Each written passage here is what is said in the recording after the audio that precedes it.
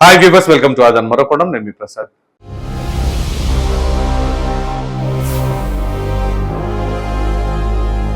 ఓటమి భయంతోనే వైసీపీ దాడులు చేస్తుందా?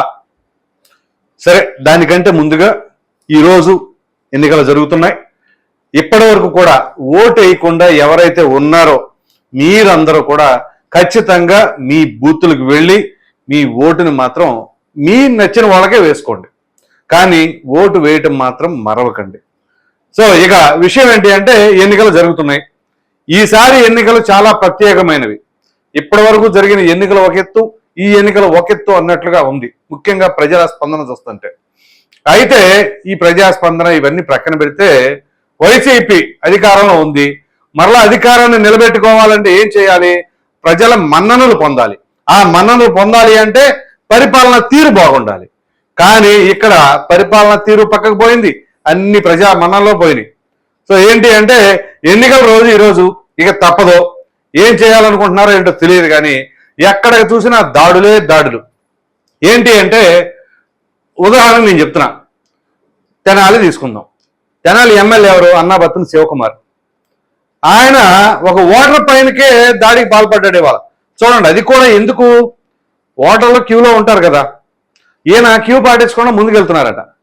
ముందుకెళ్తుంటే అతను వచ్చి క్యూలో నుంచోమని చెప్పాడంట. అంతే, ఎమ్మెల్యే కోపం వచ్చేసింది, లాగ్ గోవెమ్మటే ఓటర్ను కొట్టాడు. ఆ ఓటర్ ఆగాడా? అతను కూడా తిరిగి కొట్టాడు. సో ఇప్పుడు అతను ఓటర్ను కొడతాం సెన్సేషన్ కాదు, ఆ ఓటర్ ఎమ్మెల్యేని కొట్టాడు. చూసారా?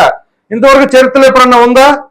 ఎన్నికల రోజున అసలు ఎవరైనా కానీ రాజకీయాల్లో ఉన్నవాళ్ళు ఏ రోజు అనుకోకుండా లేకపోయినా ఎన్నికలు జరిగే రోజున మాత్రం సైలెంట్గా ఉండి దండాలు పెడతారు. కానీ వీళ్ళు దండయాత్ర చేస్తున్నారు ఓటర్ల పైన. సో ఆ ఓటర్ తిరిగి కొట్టారుగా. ఇప్పుడు ఏమైంది? ఆ పరువు గంగలో కలవాలా? ఆ తర్వాత అతని అనుచరులు మీద పడి కొట్టారు అన్నమాట, వేరే విషయం. కానీ ఇక్కడ జరిగింది ఏంటి? ఎమ్మెల్యేని కొట్టారు.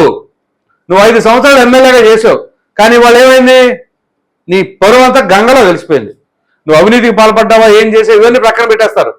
కానీ ఒక సామాన్యుడి చేతులు దెబ్బలు అన్నావుగా, అదే గుర్తుంచుకుంటారు. అంతవరకు ఎందుకు తెచ్చుకోవాలి? అసలు ఒక ఎమ్మెల్యే అయినా, మాజీ ఎమ్మెల్యే అయినా ప్రజలు ఎంత గౌరవిస్తారు? మరి ఆ గౌరవాన్ని ఎందుకు నిలబెట్టుకోలేకపోయారు? మనం గనక ఆలోచిస్తే ఏదో క్షణికావేశంలో దెబ్బేశాడని మాత్రం అనుకోవడం కాదు.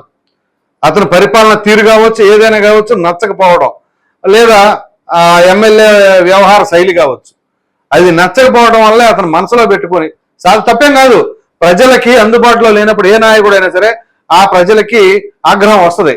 సో అవన్నీ మనసులో పెట్టుకుంటారు. సో అది ఓటు అంటే ఎన్నికల రోజున ఆ యొక్క వాళ్ళ భావన, వాళ్ళ యొక్క ఆగ్రహం అంతా కూడా ఆ ఓటు రూపంలో చూపిస్తారు. కానీ ఆ కుర్రవాడికి మరి నాకు తెలిసేది అనిపిస్తుంది ఏంటి అంటే, ఆ కుర్రవాడి మనసులో చాలా కోపంతో ఉన్నాడు అతని పైన. అతను యాంటీగా ఓటేద్దాం అనుకున్నాడు. దానికి తగ్గట్టుగా ఎమ్మెల్యే గారు అదే సమయంలో రావడం, ఇక ఈయన కొంచెం దాటి వెళ్ళేసరికి ఇతను కొంచెం మండి ఉంటుంది. ఇక ఆయన కొంచెం గట్టిగా మాట్లాడుతూ ఇక్కడ మాట పెరగడం, ఎమ్మెల్యే సడన్ గా చేంజ్ చేసుకుంటూ ఇతను తిరిగి కొట్టేయడం, ఇదంతా జరిగింది. సో దానిపైన వెనకాల అనుచరులు ఉంటారు కదా, కొట్టారు. సో ఇలా ఒకటి కాదు, రెండు కాదు, అనేక నియోజకవర్గాలు మాచర్లలో దాడులు, చివరికి ఆ వాహనాలను ధ్వంసం చేయటం.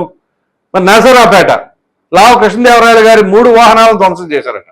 సో మీరు ఎక్కడ గమనించినా వైసీపీ నేతలు కావచ్చు, వైసీపీ కార్యకర్తలు కావచ్చు, తెలుగుదేశం పార్టీ నాయకుల వాహనాలు కానీ, లేదా ఆ పార్టీ కార్యకర్తలను కానీ, ఏజెంట్ల పైన దాడులు కానీ ఇట్లాంటివి జరుగుతూ ఉన్నాయి. తాడిపత్రిలో ఇదే విధంగా తెలుగుదేశం పార్టీ ఏజెంట్ పైన దాడి, అతను తలగా వదలగొట్టారు. అతను ట్రీట్మెంట్ తీసుకుంటా అతను కూడా వీడియో రిలీజ్ చేశాడు. మరి ఇక్కడ అక్కడ అని కాదు, గన్నవరం చూస్తే వల్లభనేని వంశీ గారు మొన్నటి వరకు కూడా ప్రచారంలో ఎక్కడ ఉన్నారో ఎవరో తెలియదు. అటువంటి వల్లభనేని వంశీ గారి వర్గీయులు కూడా ఇవాళ యార్లగడ్డ గారి వర్గీయులతో దాడులు, అక్కడ ఎవరికి వాళ్ళు రాళ్లు విసురుకోవడాలు, చెప్పులు విసురుకోవడాలు, ఇదే జరుగుతుంది. మాచర్ల, పిడుగురాళ్ళ, నరసరావుపేట, గుంటూరు మంత్రి విడుదల రజనీ గారు తను ఒక 50 మంది కుర్రవాళ్ళను, రౌడీలను తీసుకెళ్లారట. దీనిపైన తెలుగుదేశం పార్టీ గుంటూరు పార్లమెంట్ అభ్యర్థి అయినటువంటి పెమ్మసాని చంద్రశేఖర్ గారు కూడా స్పందించారు, ఈ విధంగా చేస్తున్నారు అని చెప్పేసి. మరి దీన్ని బట్టి ఏమని అనుకోవాలి? ఆంధ్రప్రదేశ్లో ఎన్నికలు వచ్చినప్పుడు ఏ పార్టీ అయినా సరే వాళ్ళకి ప్రజామానంలో పొందారంటే ఖచ్చితంగా వాళ్ళకి అధికారం చేపడతారు. ఇదే 2019లో మరి వైసీపీ వాళ్ళు ఎక్కడ దాడులు చేశారా? ఏమి చేయకుండా జరిగినాయిగా, ప్రజలు గెలిపించారుగా. సో ఇప్పుడు ప్రజల మీద నమ్మకం లేదనా? అంటే మీ పరిపాలన తీరు బాగోలేదని అర్థం చేసుకోవాలి. సో దానికి ప్రత్యక్ష ఉదాహరణగా ఏంటి అంటే ప్రజలు స్వచ్ఛందంగా మరి హైదరాబాద్ నుంచి కానీ, బెంగళూరు నుంచి కానీ, చెన్నై నుంచి కానీ, ఇతర రాష్ట్రాల్లో నివసిస్తున్న యువకులు, మరి సాఫ్ట్వేర్ సంస్థలు కావచ్చు, అనేక రకాల రంగాల్లో ఉన్నవారు, వారందరూ కూడా వాళ్ళ యొక్క సొంత వాహనాల సొంత ఖర్చులతో, ఎంత రిస్క్ అయినా పర్వాలేదు, ఎంత ఖర్చు అయినా పర్వాలేదు, మేము వెళ్ళి ఓటేయాలి అన్న కసి ప్రతి ఒక్కరి దగ్గర కనిపించింది. హైదరాబాద్ నుంచి విజయవాడ రావడానికి మరి తెలంగాణ ఆర్టీసీ బస్సులు 2000 బస్సులు వేసి అనేక రకాలైన వాహనాల్లో ఎన్ని లక్షల మంది తరలివచ్చారో గత చరిత్రలో ఎన్నడూ జరగని విధంగా ఈ విధంగా లక్షల మంది స్వచ్ఛందంగా వచ్చారు. పైగా ఈ రోజు పోలింగ్ బూత్లు ఎలా ఉందండి, ఉదయం 6 గంటలకే 7 గంటలకు పోలింగ్ మొదలవుతుందంటే 6 గంటలకే వెళ్ళి క్యూలో నుంచున్నారు. అంటే దీనిని బట్టి ప్రతి ఒక్కరూ ఎంత చైతన్యం వచ్చిందో గుర్తుంచుకోండి. ఈ ఓటు హక్కుని ఖచ్చితంగా ఉపయోగించుకోవాలి.